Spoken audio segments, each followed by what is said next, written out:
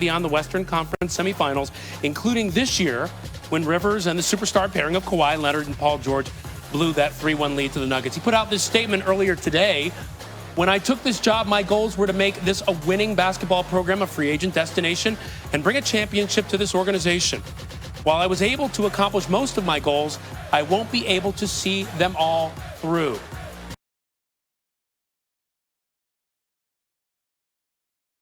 He went on to say, though it was a disappointing ending to our season, you are right there, and I know what this team is capable of accomplishing with your support. Again, the stunning news here, first broke by Adrian Wojnarowski, and he joins us now. Adrian, why did the Clippers decide to make this decision? Ryan, Steve Ballmer, the owner of the Clippers, had tremendous expectations, as did I think Doc Rivers and many around the NBA who considered the Clippers a championship favorite. And the way that they went out this year, losing in the conference semifinals, blowing a 3-1 lead to Denver, ultimately changes are going to come to this Clippers organization. They started with Doc Rivers today, and this is a difficult search for the Clippers. This is a championship or bust organization right now, and I think the next coach isn't so clear as to who that might be. There's certainly some candidates, but Doc Rivers ultimately paid the price for a team that talent-wise was among the very elite in the league, but clearly underachieved on the court and in the bubble. Well, as we mentioned, he really rebuilt the culture there, but again, came up short in the playoffs. So who will the Clippers look to now, do you think, to replace Doc Rivers and take over this team that's built to win a championship? Again, Ryan, I think it's a challenging search. I don't think there's an obvious choice out there for them. And, Ty Lue on their own staff, listen, this is a championship coach in his own right. In Cleveland, came in this year very close to Doc Rivers. And by all estimations, made a great impression there. He is a candidate in some other places, including Philadelphia, New Orleans. Our Jeff Van Gundy at ESPN is considered one of the best minds out there and one of the most accomplished coaches. But, listen, I think they're going to have to take a step back here with the Clippers. I don't think the next coach is clear to them. I think there's a search process that will start here. But this is going to be, for them, a real challenge. They have Kawhi Leonard, Paul George, who both could become free agents if they wanted again next year. And so this is a team that I think will continue to likely tinker with their roster and try to find the right formula to be able to challenge the Lakers in the West and get out of the West and win a title. Difficult situation, not only manage this team, but manage the expectations, which are sky high. So, as you mentioned, there's a number of jobs out there, a number of places looking for head coaches. Doc Rivers would be at the top of many teams' list. So where does he look to fit, and how does he fit into some of those possible head coaching vacancies? Yeah, I think Doc Rivers is probably going to take a step back and take a look around and see if he wants to get right back in, and do any of these jobs appeal to him? I think for Doc Rivers, he could continue to be very particular about where he might want to go next if he wants to continue coaching. But certainly he's considered one of the elite coaches in the league. Whether or not, even some of the jobs that are open now fit financially would fit for him, if the rosters would fit, if the cities and the geography would fit. And I think those are all the things he'd have to evaluate. But I don't know that there's just a no-brainer, hey, I got to have that job out there right now that's open for Doc Rivers. He is from Chicago. He grew up a Bulls fan, but obviously the Chicago Bulls job was filled with Billy Donovan last week. All right, so a number of teams will be looking to see Doc Rivers' next move. And again, this move, a real stunner. Adrian Wojnarowski, thanks so much. Thanks, Ryan. Well, it's all about what you get done in the postseason, right? When it comes to the NBA, and the Clippers just could not take that next step into the NBA Finals in Rivers' 7 seasons.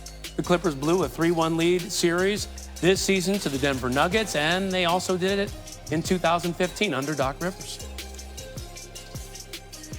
And for more reaction on this news, let's go to Stephen A. Smith. Stephen, what do you make of this news? Doc Rivers out with the... Sorry, Ty. Go ahead. Sorry. As the confetti fell onto the court, you were kind of sitting there on the ground. Can you share with us what was going through your mind, what you were doing as you were just sitting there? It looked like you were stretching a little. Yeah, I was just getting my breath back up underneath me after a hard-fought series versus one of the most well-coached teams I've played against in the postseason. One of the most respected teams I've played against, and obviously you guys know how much I love Mike Malone. He's incredible, and he's the reason why that team is so damn good. So I was thinking about that. I was also thinking about some of my teammates this is their first appearance at the finals.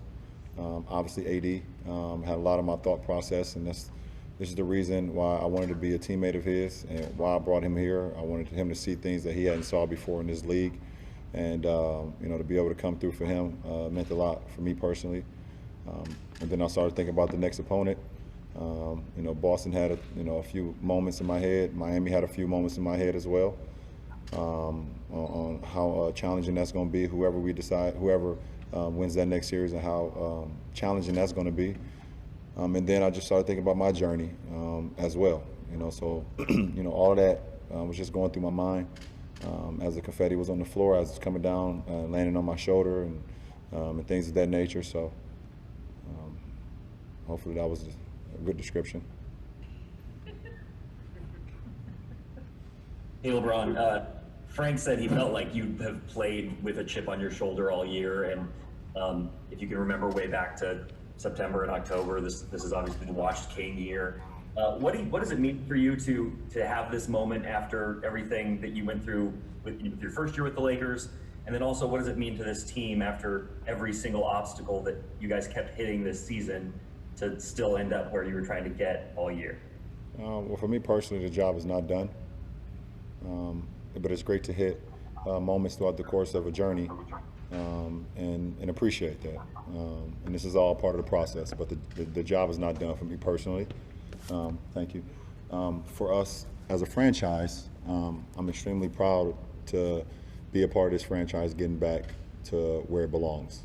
And that's playing for championships and compete for championships and represent the Western Conference this year in the championship. So this is what I came here for. And, I heard all the conversations and everything that was said about why did I decide to come to LA, the reason I came to LA, it was not about basketball, and all those conversations of, naysayers and things of that nature. But I understood that, and with the season last year and with my injury, it just gave them more, more sticks and more wood to throw in the fire to continue to say the things that they would say about me. But it never stopped my journey. It never stopped my mindset. It never stopped my goal. And I'm happy, like I said, and proud of this organization, and proud of my teammates. I'm proud of the coaching staff, the front office, and our ownership as well, at this very moment today. Hey, LeBron, you just mentioned, it's Mike Trudell back in LA. You mentioned getting the Lakers back to the finals. The last time they got there, Game 6, Western Conference Finals 2010, Kobe goes for 37, hits all those dagger jumpers in the fourth. Just wondered how you processed your emotions all year about Kobe, and as this run has continued, wearing the purple and gold, how that's all sat in your mind. Every time you put on purple and gold, you think about his legacy, you think about him and what he meant to this franchise for 20 plus years, and what he stood for both on the floor and off the floor, what he demanded out of his teammates, what he demanded out of himself, we have some similarities in that sense.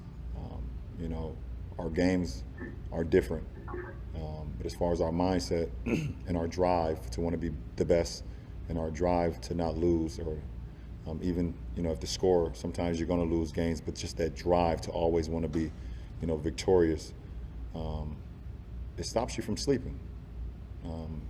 And sometimes you put certain things, you sacrifice a lot of things. You sacrifice your family at times because you're so driven to be so great that other things fall by the wayside at times. So I understand that.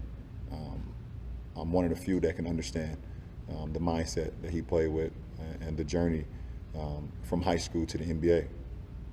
So it's just a thing that that I carry with me. Like I said, every time I decide at one point in that locker room before the game when I throw that jersey on. Allie? All right, you want to go with Kyle? LeBron, obviously, you've done games like this a lot in your career. You've had sequences like you had in the fourth quarter. But at where you're at in your career, at your age, do you find yourself maybe just savoring these moments more than when you were younger? I don't, unfortunately. I wish I did. They happen so fast, and my mind is still so locked in on the journey that it's hard for me to take in and appreciate what we just accomplished. It's just how I've always been, and I always say that when I'm done playing a game, hopefully I can, I'll look back on it and enjoy it. And hopefully I will. Hopefully I can. Hopefully, because I don't think I enjoy it enough when I'm in it, because I'm so engulfed in the process until the final call. But I'm so damn proud of this team and where we are right now, up until this date. Dave McMenamin?